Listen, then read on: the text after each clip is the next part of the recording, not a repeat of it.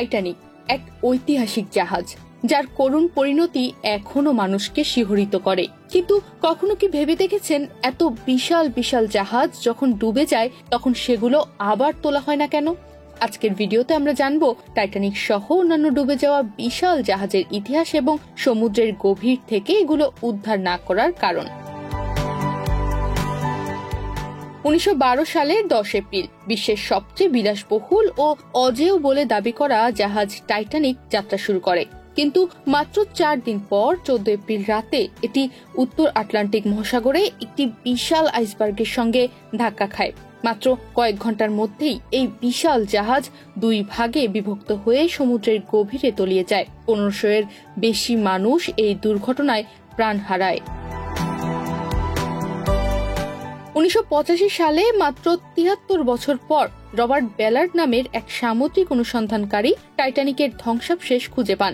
এই মুহূর্তে টাইটানিক সমুদ্রের প্রায় 3800 মিটার অর্থাৎ 12,500 ফুট গভীরে অবস্থান করছে। এত গভীরে জাহাজটি 3টি প্রধান কারণে কখনোই তোলা সম্ভব নয়। সমুদ্রের এত গভীরে পানির চাপ অত্যন্ত বেশি, প্রায় 370 কেজি প্রতি বর্গ সেন্টিমিটার। সাধারণত এত গভীরে যে কোনো কিছু তোলা প্রযুক্তিগতভাবে অত্যন্ত কঠিন। টাইটানিক 100 বছরেরও বেশি সময় ধরে পানির নিচে রয়েছে, যার ফলে এটি ধীরে ধীরে ক্ষয়ে যাচ্ছে। এখন যদি এটিকে সরানোর চেষ্টা করা হয় তাহলে এটি পুরোপুরি ভেঙে পড়তে পারে। এছাড়া এত বড় একটি জাহাজ তোলার জন্য প্রচুর পরিমাণে টাকা, প্রযুক্তি এবং জনবল প্রয়োজন। শুধু টাইটানিক খুঁজে বের করতেই $40 কোটি ব্যয় হয়েছিল। যদি এটিকে তোলার চেষ্টা করা হয় তাহলে খরচ হতে পারে শত শত কোটি ডলার। টাইটানিকের মতোই ইতিহাসে আরো অনেক বিশাল জাহাজ রয়েছে যেগুলো সমুদ্রে তলিয়ে গেছে। এর মধ্যে সবচেয়ে ভয়াবহ দুর্ঘটনাগুলোর একটি হলো এমভি ডোনিয়া পাজ।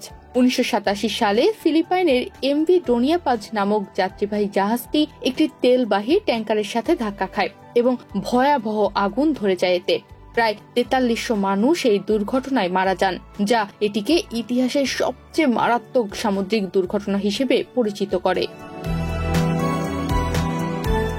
টাইটানিকের মতো এমভি ডোনিয়া পাজও আজও উদ্ধার করা হয়নি, কারণ এটি সমুদ্রের গভীরে তলিয়ে গেছে এবং এর অবস্থান শনাক্ত করলেও তুলতে প্রচুর খরচ ও ঝুঁকি রয়েছে।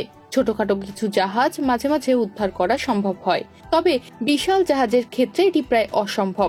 যদিও ভবিষ্যতে উন্নত প্রযুক্তি এই সমস্যার সমাধান করতে পারে, কিন্তু এখন পর্যন্ত এটি সম্ভব হয়নি। টাইটানিক থেকে শুরু করে ডোনিয়া পাজ, এই ভয়াবহ দুর্ঘটনাগুলো আমাদের শিখিয়েছে প্রকৃতির শক্তির সামনে মানুষ এখনো কতটা অসহায়। তনিমা রহমান, বাংলাদেশ প্রতিদিন।